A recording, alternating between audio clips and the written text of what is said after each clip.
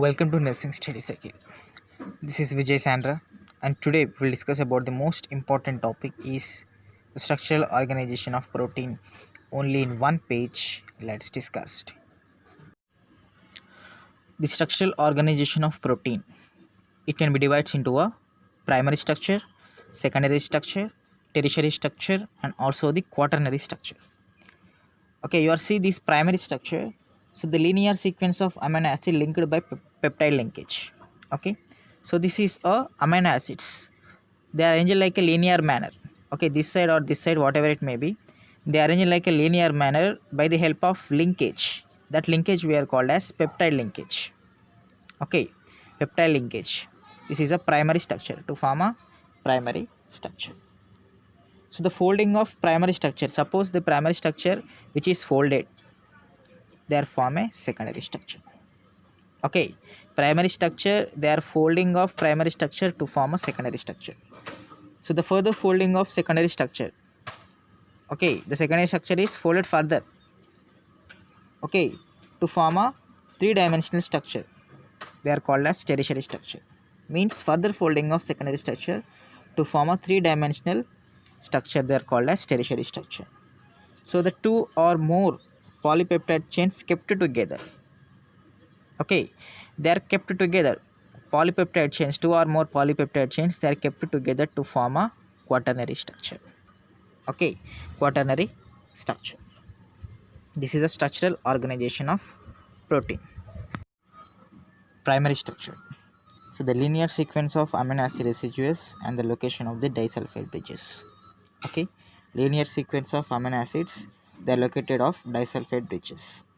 Okay, so each polypeptide chain has a unique amino acid sequence, and you will see this, there is no branching can occur.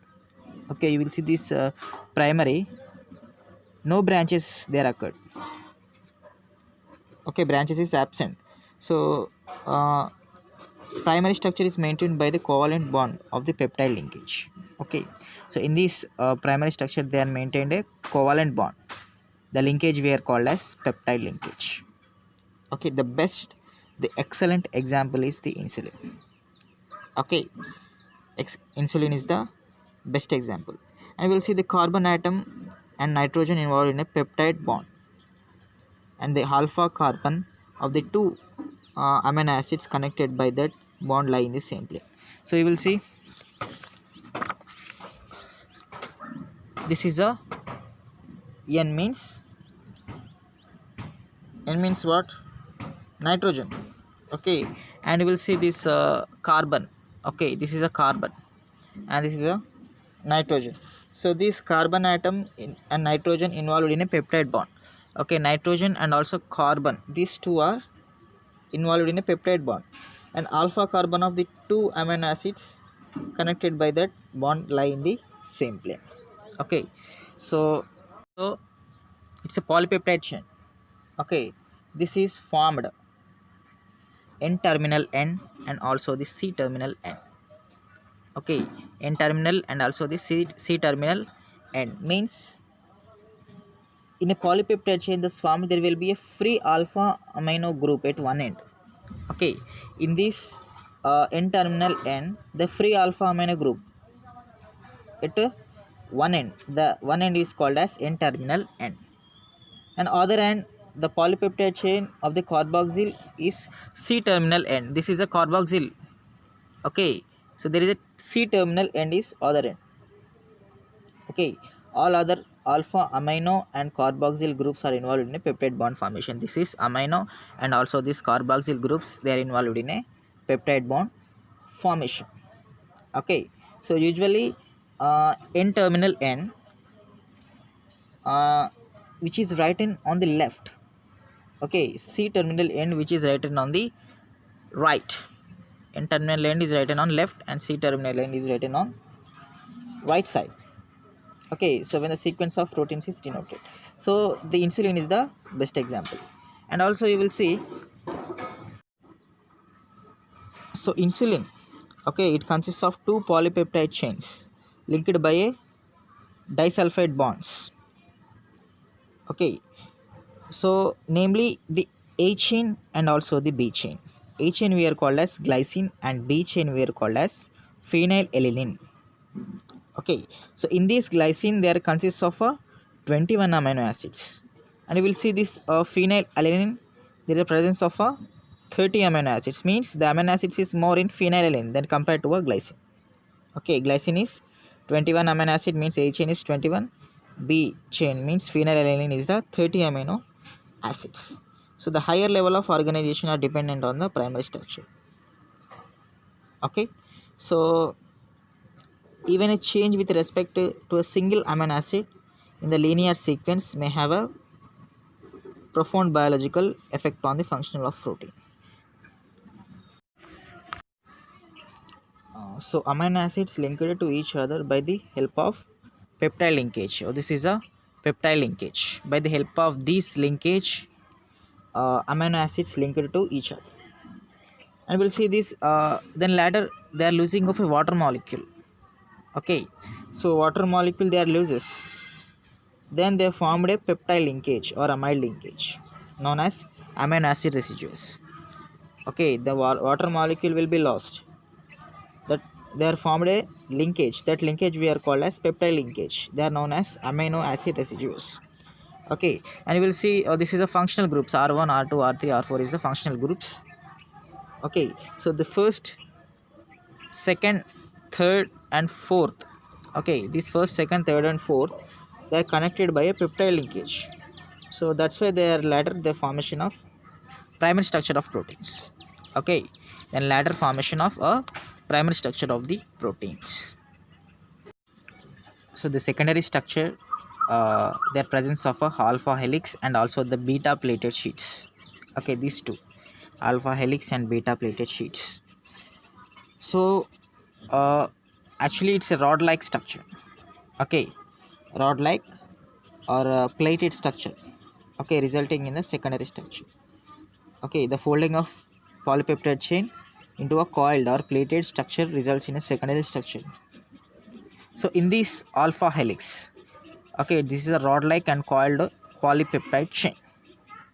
Okay, we will see it's a rod like, they look like a rod and they are coiled. Okay, coiled polypeptide chain.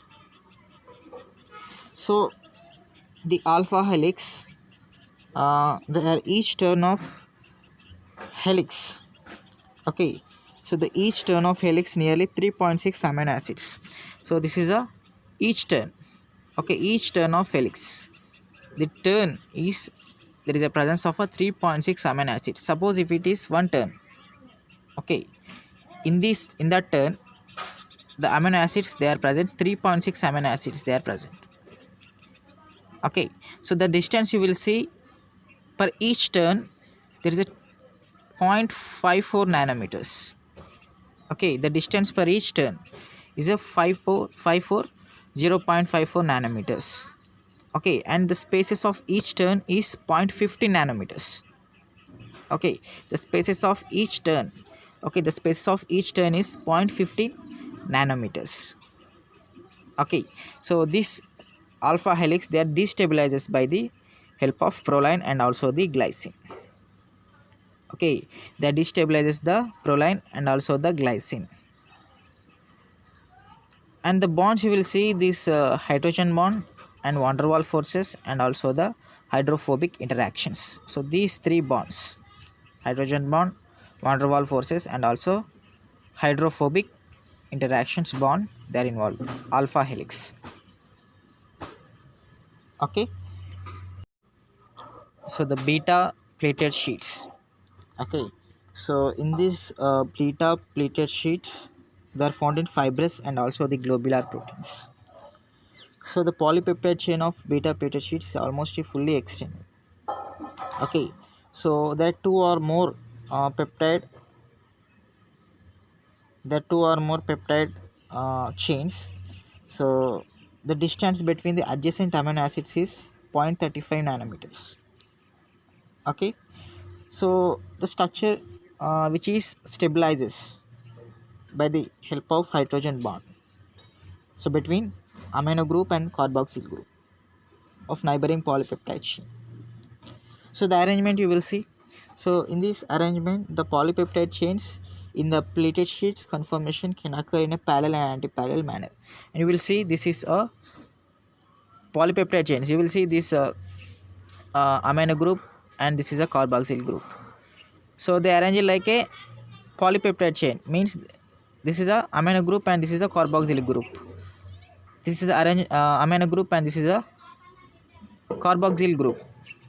They arrange it like a parallel, and you will see this amino group and carboxyl group and carboxyl group and amino group. They arrange it like a opposite, means anti-parallel. Okay, so this is a parallel and this is a anti-parallel. And the example is carbonic anhydrase and also silk fibrion. Beta plated sheets, the example are carbonic anhydrase and also silk fibrion. So in this tertiary structure, actually it's a three-dimensional structure. Okay, the example is myoglobin. Okay, example is myoglobin. So the enzymes are alcohol dehydrogenase, lactate dehydrogenase, okay, malate dehydrogenase, and also glyceraldehyde 3-phosphate dehydrogenase. Okay, so they are involved in this tertiary structure. So there is a like forces, means the protein is held in, they are stabilized. Okay, they are stabilized by the help of hydrophobic interactions. Okay, intermolecular hydrogen bonds, ionic bonds, and van der Waals forces and disulfide bonds. Okay, to maintain it stabilized by the help of these bonds. Okay, you see the quaternary structure. It consists of two or more polypeptide chains. Okay, they are united by forces other than covalent bonds. Okay, so means two or more polypeptide chains. You will see the two or more polypeptide chains. Okay, they are united. Okay, the forces that stabilizes the quaternary structure, they are similar to those involved in tertiary structure. Okay, first of all, the forces that stabilize in quaternary structure, which are similar to those in, they are involved in tertiary structure. Okay, so the proteins with a single polypeptide chain, that is monomeric protein. This is a monomeric protein. Okay, means there is single polypeptide chain. The proteins with two or more polypeptide chains, that is a oligomeric proteins. Okay, two or more polypeptide chains, that is oligomeric proteins. Example is hemoglobin and also insulin in this oligomeric protein. Okay, so hemoglobin, okay, it is an example of quaternary structure. And also they are involved like a bonds like uh, electrostatic, okay, and also hydrogen bond, hydrophobic, and also the van der Waals forces. Okay, this is a quaternary structure of the protein. Okay, so this is the entire structural organization of the proteins. So we are discussed only in the one page. So thank you for watching video, and please subscribe to our nursing study cycle, and thank you all.